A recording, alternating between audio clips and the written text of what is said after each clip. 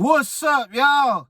We are one game away from week 1 in New Orleans. New Orleans Saints taking on the Arizona Cardinals in the Superdome. And we ready to go. We ready to get this thing going. I'm excited. The Arizona Cardinals are -6.5. They're giving us 6.5.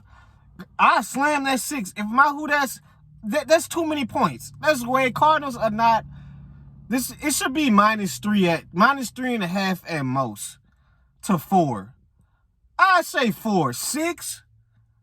Just tease yourself up to 7 and take the Saints. I'll be surprised if we don't cover, guys. This is the one game out the whole week I'm confident in about the team covering. We got the highest spread of the week. I'm excited. And if you're not a better, no worries. But, guys, come on. This is a team that we can beat. Cardinals are not this heavy, explosive team. They finished 8-9. They do it by committee. They do it by committee. I'm sorry. Jonathan Gannon is a very underrated defensive-minded coach. And the times that his defenses, whether he was with the Eagles or other teams, against Kellen Moore offenses, whether he was with the Cowboys or whatnot, Kellen Moore has won more games than Jonathan Gannon going against each other. Kellen Moore has had Jonathan Gannon number, and hopefully it continue tomorrow. So the keys of victory and my expectations, they're going to test our run defense early with James Conner. They're going to get Kyler Murray in those zone reads, get him out in space. They're going to test this run defense early up the middle. I'm letting y'all know that now. They're going to see what we're capable of. Have we improved in our run defense? Because we know last season our run defense was probably one of the worst in the NFL. We were bad in a run defense. We brought in some new tackles, nose tackles, to help, and we want Brian Breesy to be better in run defense. We picked him number 1. He looks good in pass rush, but run defense, we need to be better. Brandon Staley switches this defense from originally a 4-3 to a 3-4. So the pass rushers, Granderson, Chase Young, Cam Jordan, the ends, they go to linebackers.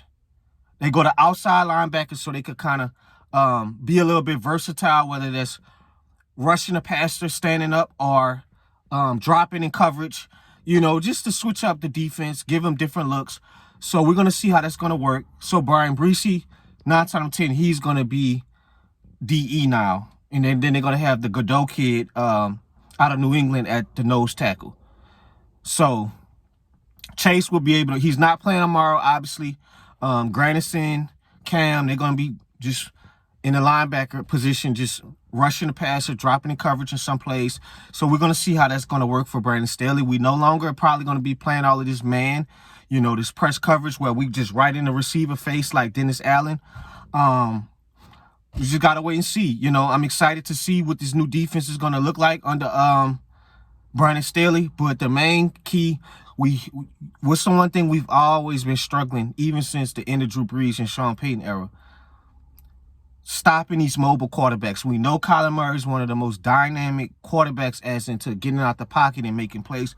We have to keep him contained. We know we have to do that. I'm going to let y'all know right now, they're going to be targeting Marvin Harrison Jr. early. They didn't play well last season with Marvin Harrison and Kyler Murray. They didn't really gel like that. They go into year 2. They're going to test Kool-Aid in these other corners as well and see what they're going to be made of.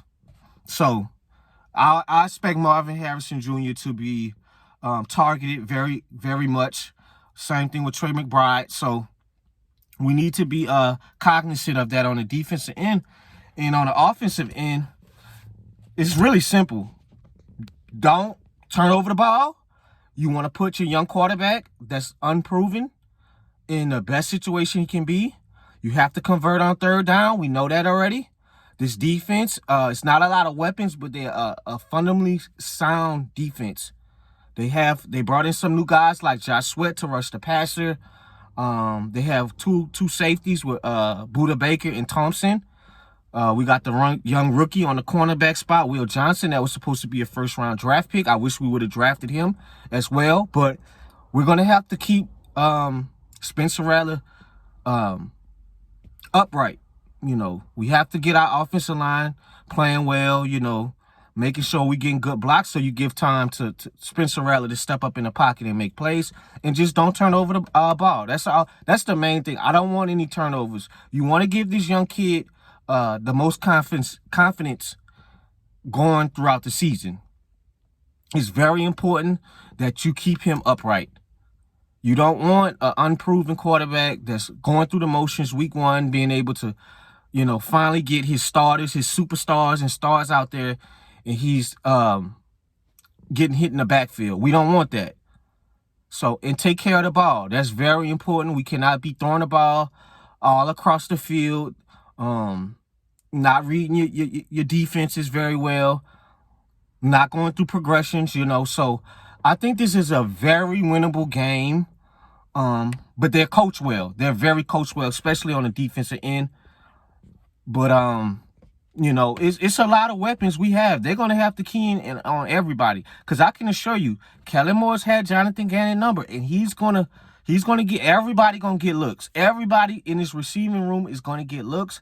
Obviously, we know we have to run the ball. You run the ball with AK, it's gonna set up your play action with Spencer. It's not that hard, guys. Rinse and repeat.